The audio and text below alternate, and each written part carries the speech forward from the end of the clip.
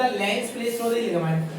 अब ये लेंस है आपका, देखो ये क्या है आपका लेंस, और दोनों लेंस को होल्ड करने का काम कौन कर रहा है? आपका सिलियरी बॉडी। तो सिलियरी बॉडी का मतलब ये होता है कि दोनों लेंस को चिपकाने का काम या होल्ड करने का काम करता है। फिर क्लोराइड है, ये thin over posterior two third part होता है और contain many blood vessels and looks bluish.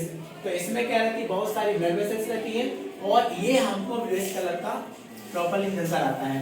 अब इनको हमने अगर हम बात करें रिसेप्टर को, तो रिसेप्टर को हमने कैटेगरी में डिवाइड किया। एक तो रेटिना।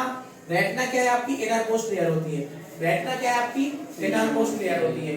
फिर उसको रेटिना में अगर हम देखें तो इसमें देखो, एक तो आउटर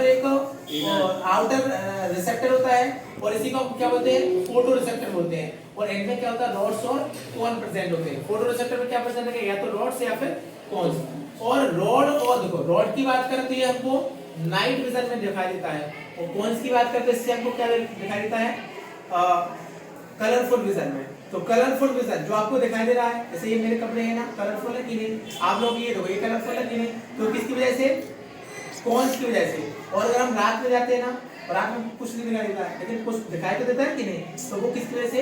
रॉड की वजह से। तो कैसा जो आउट रहता है तो उसको रात में दिखाई देता है कि दिन में? रात को दिखा, रात को। दिन में दिखाई देता क्या? नहीं, क्योंकि उसमें कौन से क्या रहती है? प्रेजेंट की एब्सेंट, और इसी वजह से उसको दिखाई देता है। ओके। फिर मिडिल में बाइपोलर सेल और इनर साइड में क्या होती है? आपकी गैंग्लियन सेल होती है। तो ये तीन सेल इसमें होती है, आउटर, रेटिना के अंदर, मिडिल और इनर। तो तीनों पोर्शन को उसमें बांट दिया। फिर उसके बाद देखो, हम आई की बात करते हैं, उसमें दो चैम्बर मिलते हैं। अच्छा, लेंस के जो बाद वाले चैम्बर को बोलते हैं एक्वस चैम्बर, और लेंस के पीछे वाले चैम्बर को बोलते हैं विट्रस चैम्बर। दिखाई दे रहा है ना? ये विट्रस चैम्बर है, तो ये पोस्टीरियर है, और लेंस के एंटीरियर को क्या बोलेंगे? हम एक्वस चैम्बर बोलेंगे, है ना? फिर विट्रस चैम्बर क्या रहता?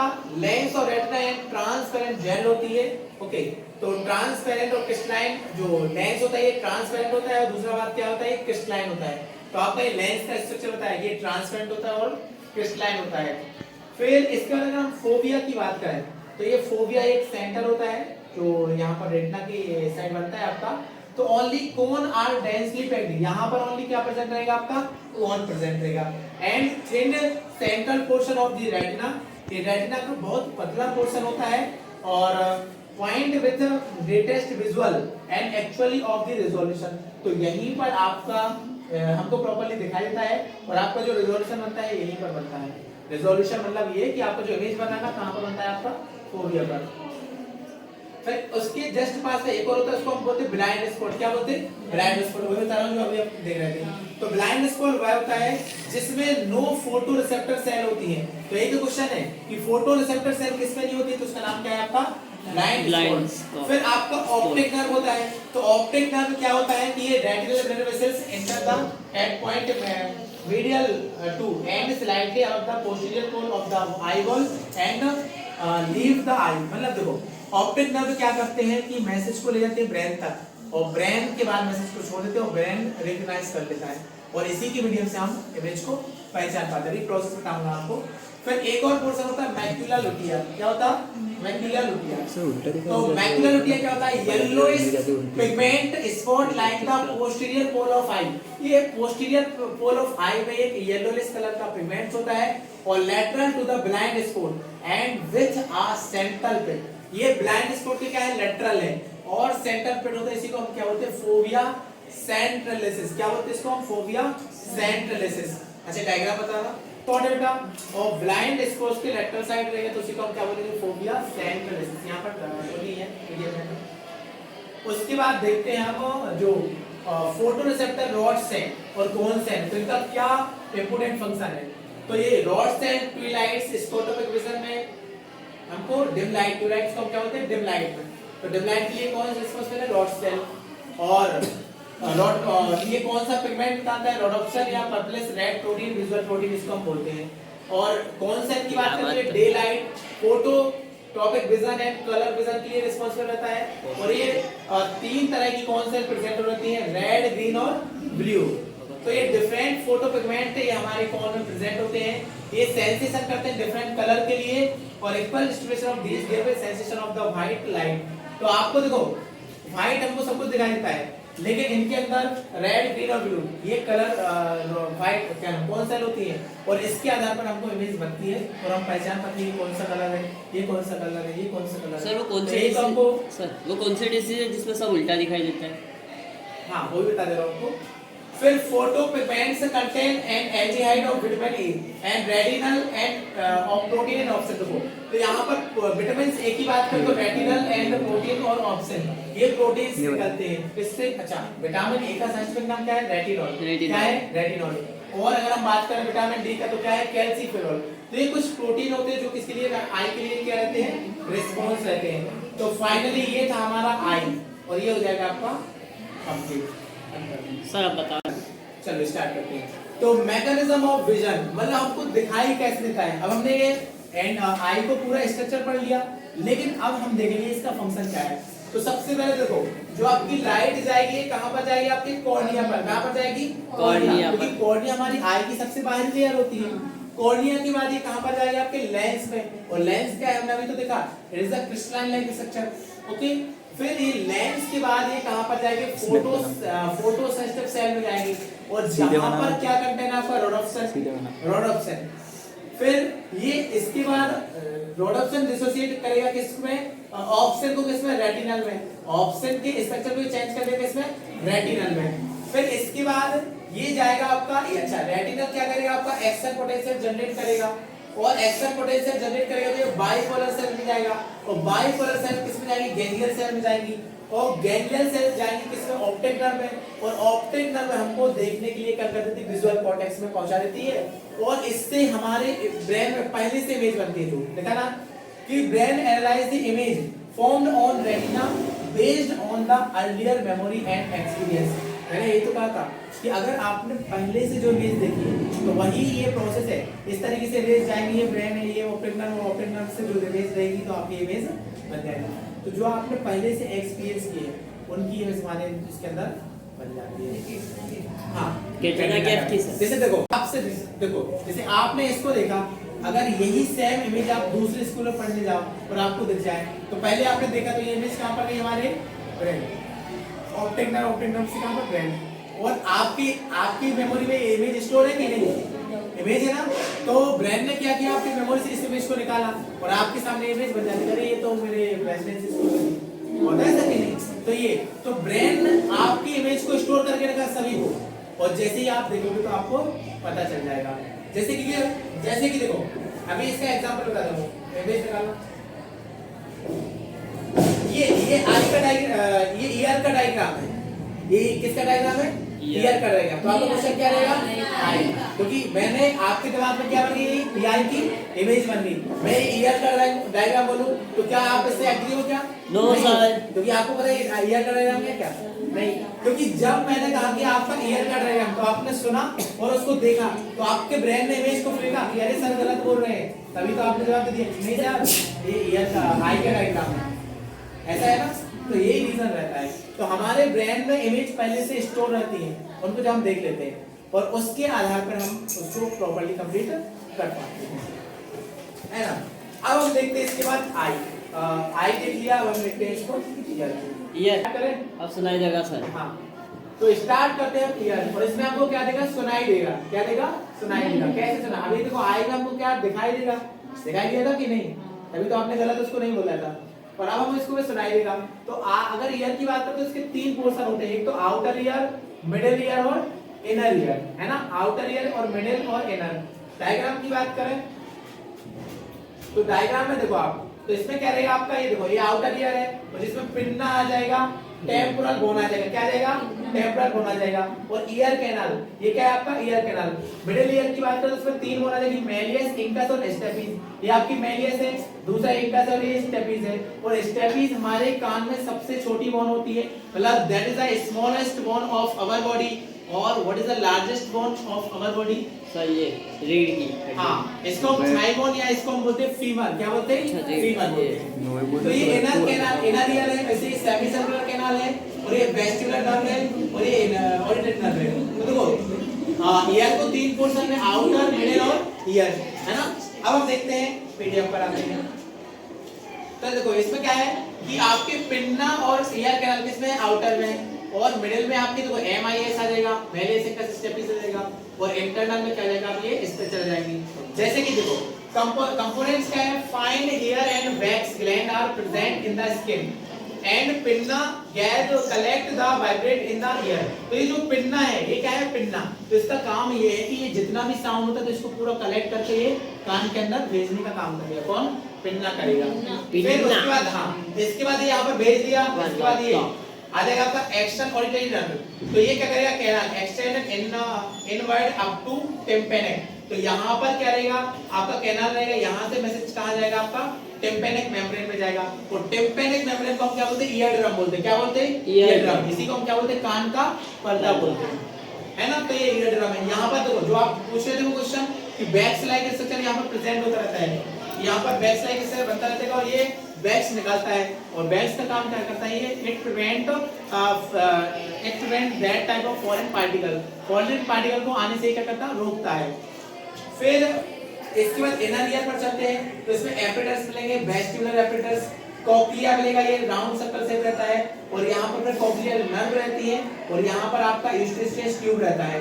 तो ये connect middle ear cavity to the pharynx, ये इससे कनेक्ट रहता है, जो आपका यूस्ट्रियस ट्यूब रहता है ये फेरेंक्स से कनेक्ट रहता है, और equalises pressure on either side of tympanum. Okay, फिर इसके बाद टिम्पैनिक मेम्ब्रेन का काम क्या है, ये देखना आपको, what is the function of tympanic membrane, है ना। तो इसको देखेंगे। तो ये is composed of connective tissue and covered with the skin and the outside. तो ये कंपोज्ड किससे है, कनेक्टिव टिश्यू से। फिर mucous membrane on the inside, और ये इसके अंदर साइड क्या है, आपकी म्यूकस मेम्ब्रेन होती है। फिर इसके बाद ईयर ऑस्टिकल्स में क्या करेंगे, आपकी मेलियस इंकस और स्टेपिस में रहेंगे। तो लिखा है arrange in chain malleus incus and stapes and structure detail function. तो स्ट्रक्चर क्या है इसका, malleus is attached to tympanum. तो देखो ये मेलियस है, और ये किससे अटैच है, टिम्पैनिक मेम्ब्रेन से। स्टेपिस अटैच ओवल विंडो, ये किससे रहती है, ओवल विंडो से रहती है। और अगर हम फंक्शन की बात करें तो increase efficiency of the transmission of sound and wave to the inner ear. तो ये इनके फंक्शन रहते हैं। अब हम लास्ट इसकी प्रोसेस और देखने वाले हैं। क्या देखने वाले हैं, प्रोसेस, कि कैसे हमको सुनाई देता है। तो नीचे स्लाइड करो, ये लास्ट, हाँ ये लास्ट है। तो यहाँ पर देखना आपको इंटरनल ईयर। अच्छा, इंटरनल ईयर को हमने क्या डिवाइड किया, it is a fluid filled inner ear and consist of two part. तो इनको भी हमने दो पार्ट में डिवाइड कर दिया, एक तो बोनी एंड एक मेम्ब्रेनस पार्ट। बोनी लैब्रिंथ इसमें पेरिलिम्फ भरा होता है, और मेम्ब्रेनस लैम्फ पे क्या रहता है, एंडोलिम्फ। पेरिलिम्फ और एंडोलिम्फ क्या है, यह एक तरह के फ्लूइड होते हैं जो कान के अंदर क्या होते हैं, भरे रहते हैं। फिर इनका काम क्या रहता है सर, तो इनका काम बताऊंगा अभी, इनका फंक्शन क्या रहता है, जब इसको फंक्शन करेंगे। तो part of membranous labyrinth vestibular apparatus, और वेस्टिबुलर एपिटस बना होता है complex system of the cochlea. And अगर हम बात करें सब पार्ट की, तो एक सेमी सर्कुलर कैनाल है, और सेमी सर्कुलर कैनाल जो रिसेप्टर है वो रहेगा, तो क्या है, क्रिस्टा एम्पुलस है, इसमें हेयर सेल प्रेजेंट होते हैं, और इनका बेसिक फंक्शन क्या है कि maintenance of the balance of the body posture. तो कान भी मैंने आपको बताया था कि कान भी हमारे क्या करते हैं, बॉडी पोस्चर और इनको मेंटेन करते हैं।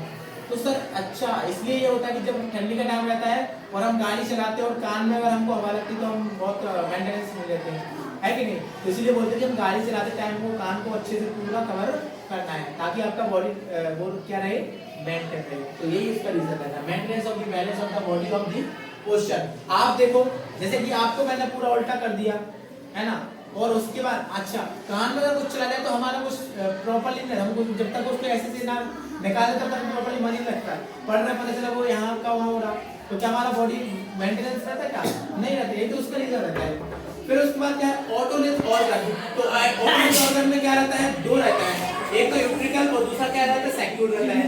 तो macula is the sensory part of the utricle and saccule and influenced by the gravity and movement रहता है। फिर इसमें एक और पोर्शन रहता है कोक्लिया। तो कोक्लिया क्या है, कॉइल एपियंस से सेंसरी हेयर सेल्स रहती है, कहां पर, ऑर्गन ऑफ टॉटाइल है, और जो क्या करते हैं, हियरिंग। ये निकालो बोर्ड, ऊपर से पढ़ना है। अब हम देखते हैं semicircular canal surrounded by the perilymph. ये पेरिलिम्फ से सराउंडेड रहता है, lie at the right angle to each other and base of each canal swollen called, इसको हम क्या बोलते हैं, एम्पुला। तो इस प्रत्येक कैनाल में एक फूला हुआ भाग मिलता है, और फूले हुए भाग को हम क्या नाम से जानते हैं, एंड आप जानते हैं। अब हम पढ़ने वाले हैं कॉक्लिया। तो कॉक्लिया क्या होता है, डायग्राम बताना। आपका जो ये स्ट्रक्चर होता है ना, ये राउंड स्ट्रक्चर, इसी को हम क्या पढ़ते हैं, कॉक्लिया। क्या पढ़ते हैं, कॉक्लिया। ये आउटर पोर्शन, ये मिडिल पोर्शन और ये इनर पोर्शन, और इसी राउंड स्ट्रक्चर को हम क्या बोलते हैं, कॉक्लिया बोलते हैं। तो इसके अंदर जाने वाले हैं, इसके अंदर क्या क्या रहता है,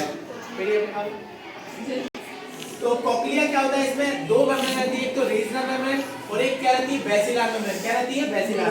तो ये स्केला वेस्टिबुला है, चैम्बर होता है, इसमें स्केला मीडिया होता है, और इसके होता है स्केला टेम्पराइम। देखो एक स्केला मीडिया होता है, ये चैम्बर, एक स्केला वेस्टिबुला, ये चैम्बर आपको, और एक स्केला टेम्पराइम। तीन चैम्बर दिख रहा है ना आपको। ये किसके अंदर दिख रहा है आपको, कॉक्लिया के अंदर। किसके अंदर, कॉक्लिया के। तो ये स्केला टेम्पराइम, मीडिया और ये वेस्टिबुला है। तो इनमें देखो स्केला वेस्टिबुला की बात करें, कौन सा ये वाला, तो इसमें क्या वाला था, पेरिलिम्ब।